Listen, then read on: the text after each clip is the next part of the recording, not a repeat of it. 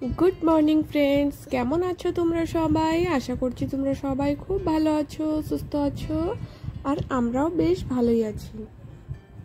आजके ब्लगटा शुरू करछि এই যে দেখো একদম সকাল বেলার থেকে এখন ঘড়িতে সময় হয়েছে 7:45 আর আজকে সকালের বাসি কাজবাজ থেকে ব্লগটা শুরু করছি।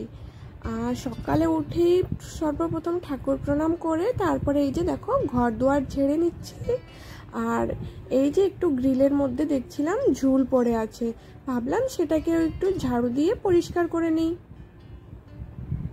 তাই একটু ওটাকেও ঝাড় দিয়ে নিচ্ছি। কারণ এই গ্রিলের উপরে পুচকু বাবার জামা কাপড় শুকাই আমি প্রত্যেক দিনই। আর এখন তো বাসি কাজবাজ সমস্ত কাজই আমাকে একাই করতে হয়। আর বাড়িতে তো মা বোন তারপরে ননদ সবাই এসেছিল, আর এখন বাড়িটা পুরো ফাঁকা, আর এখন বাড়িতে কেউ নেই, আর সমস্ত কাজ আমাকে একা করতে হচ্ছে। এই যে দেখো ঘর দুয়ার ঝাড় দিয়ে নিয়েছি, এখন চলে এসেছি উঠোন ঝাড় দিতে। আর আমি না বিয়ের পরে অনেকই কম উঠান মানে ঝাড় দিয়েছি।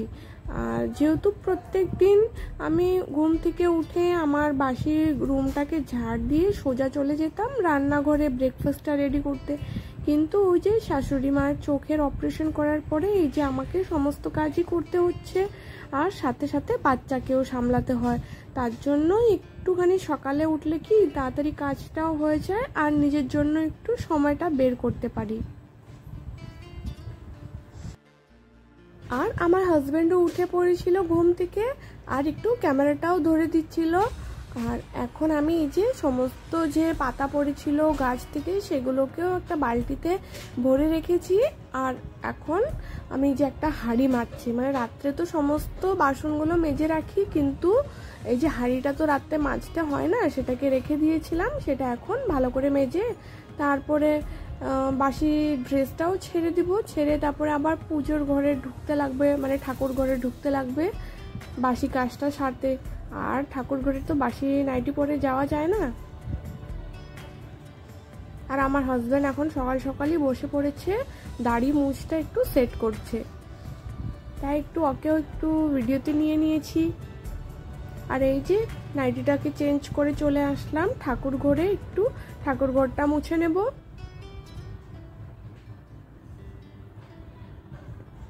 আর ঠাকুর ঘরটা মুছে তারপরে ফুলও তুলে নিচ্ছি, কারণ এখন রোদটা একটু কম আছে, আর একটু পরে আবার সেই কড়া রোদ উঠবে, আর এই কড়া রোদের মধ্যে না ফুল তুলতে একদমই ইচ্ছে করে না, আর ফুলগুলোও না একদমই মানে লেতায় যায়। সমস্ত বাইরের কাজ কমপ্লিট করে চলে আসলাম রান্নাঘরে। এই যে এখন রান্নাঘরে পুচকু বাবার জন্য খাবার রেডি করব, তারপরে চা করব, দুধ গরম করব, এই করতে করতে আবার অনেকটাই সময় লেগে যাবে। আর তারই মাঝখানে জলও এসে পড়েছিল, আর এই যে এখানে আমার হাজবেন্ড একটু সাহায্য করে দিচ্ছে, মানে জল ভরে দিচ্ছিল। আর আমি তো যেহেতু রান্নাঘরের কাজ করছিলাম আর এদিকে জলও এসে পড়েছে, তাই ও ভরে দিচ্ছিল আজকে জল। আর ওইদিকে না পুরোই রোদ উঠেছে, তাই ভাবলাম একটা ছাতা নিয়ে দাঁড়িয়ে থাকি। আর তারপরে ও বললো যে না, শরীরে একটু রোদটা মানে খাওয়ানো ভালো, তাই তোমার ধরতে লাগবে না, তুমি যাও। আর ওদিকে আমি ভাবছি তাহলে বোতলগুলো নিয়ে আসি সাথে সাথে। তারপরে দেখি পুচকু বাবাও ঘুম থেকে উঠে পড়েছে। আসো আসো বসে সরো। কে যেতে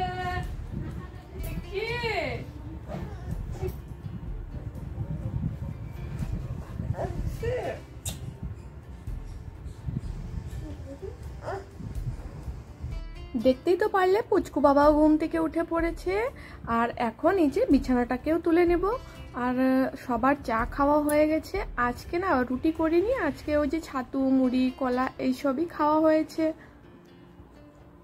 তাই এখন ঝটপট করে বিছানাটাকেও তুলে নেব, তারপরে পুচকু বাবাকেও খাওয়াতে হবে।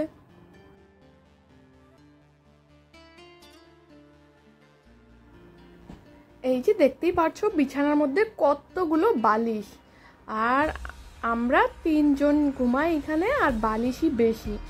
আর দেখতেই পাচ্ছিলে ক্যামেরাটা পুচকু বাবা এসে একটু ঝাঁকাচ্ছিল, তার জন্য একটু ব্লার হয়ে গেছিল। আর এই যে এখানে বসে পড়েছে ওর শোকেসটা খুলে।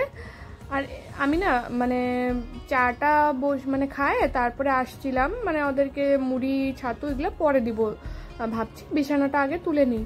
তারপরে হাজব্যান্ড এসে বললো যে না আগে দিয়ে দাও তারপরে তুমি বিছানাটা তুলো।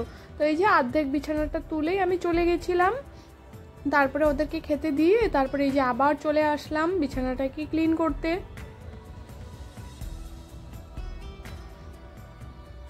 আর আগে না প্লাস্টিকটা উপরে পাততাম, উপরে পাতলে কি হয় গরমের দিনে না অনেকটাই গরম লাগে। তারপরে এই যে আমার বোন আর মা এসেছিল, মা বলল যে এই যে কি জানি বলে চাদরের নিচে পাততে, তাহলে কি হবে পুচকু বাবা শিশু করলে তোষক ভিজবে না আর গরমও লাগবে না, তাহলে বেশ ভালোই হলো নিচে পেতে।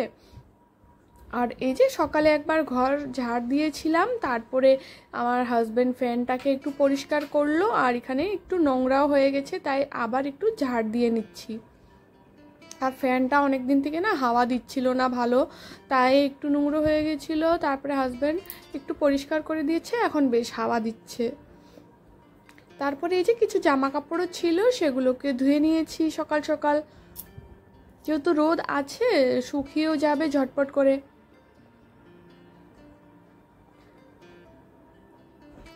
আজকেও অতটা জামা কাপড় ছিল না, তবুও ধুয়ে দিচ্ছি, মানে ধুয়ে দিয়েছি আর কি। আবার দুপুরে রান্নাটাও করতে হবে। এখন পুচকু বাবা ঘুমিয়েছে তাই তার মাঝখানেই সমস্ত কাজ কমপ্লিট করছি। আর ভয়েসটা ওপর দিয়ে দিচ্ছি জন্য পুচকু বাবার ভয়েসটাও একটু শুনতে পারবে। আর আমি এখন ভাতটা বসিয়ে এসেছি আর পুচকু বাবার জন্য ডাল বসিয়ে এসেছি, তাই ভাবলাম ঘরটাও মুছে নেই। আর এই যে খাটের নিচটা অনেক দিন থেকে আমি তো ঘর মুছছিলাম না, তাই দেখো এখন ঘর মুছছি। আর এই যে ঘর মুছার যে ডান্টাটা আছে এইটা পুরোটাই কালো হয়ে গেছে, আর এটা পাল্টাতেও লাগবে, অনেক দিনের পুরনো হয়ে গেছে। তারপরে ঘর ঠর মুছে এই যে চলে আসলাম আবার রান্না করতে, যেহেতু একাই সমস্ত কাজ করতে হয় তাই ভাবি কোনটা ছেড়ে কোনটা আগে করলে পরে ভালো হয়। তার জন্য এই যে ভাত আর ডাল বসিয়ে তারপর ঘর ঠর মুছে নিলাম। আর এই যে এখন দুপাশে কড়াইয়ের মধ্যে একসাথেই রান্নাটা কমপ্লিট করছি। ওদিকে আলু আর লাউয়ের চোচাটা ভেজেছিলাম, তাই দেখো কড়াইটা একটু কালো কালো হয়ে গেছে, এটাতে আমি আলু ভাজছি মাছের ঝোলের জন্য। আর এদিকে এক পাশে মাছও ভাজছিলাম, তাই আরেক পাশে মশলাটা কষিয়ে ঝোল দিয়ে দিব, এদিকে মাছ ভাজা হয়ে গেলে তরকারিটাও হয়ে যাবে। এদিকে আলু আর বেগুন দিয়ে পাতলা করে ঝোল করেছি, পুচকু বাবার জন্য অল্প একটু ডাল করেছিলাম, আর লাউ আর আলুর লাউ চোচা আলু ভাজা করেছিলাম। তারপরে আবার স্নান করে এই যে চলে আসলাম ঠাকুর পুজো দিতে। আর পুচকু বাবাও ঘুম থেকে উঠে পড়েছিল, তারপরে পুচকু বাবাকে ওর ঠাম্মি খাইয়ে দিয়েছে আর আমি ওকে স্নানও করে দিয়েছি। বন্ধুরা আজকে ব্লগটা বেশি বড় না করে এখানেই এন্ড করব। তোমাদের যদি আমার ব্লগটা ভালো লেগে থাকে তাহলে অবশ্যই আমার চ্যানেলটাকে লাইক শেয়ার অ্যান্ড সাবস্ক্রাইব করে দিও। আর নতুনত্ব ভিডিও দেখার জন্য আমার চ্যানেলটাকে অবশ্যই সাবস্ক্রাইব করে আমার পাশে থেকো। দেখা হচ্ছে তোমাদের সাথে একটা নেক্সট ভিডিওতে, ততক্ষণের জন্য সব বন্ধুদেরকে টাটা। আর যারা আমার চ্যানেলটি আগের থেকে সাবস্ক্রাইব করে রেখেছো তাদেরকে অনেক অনেক ধন্যবাদ।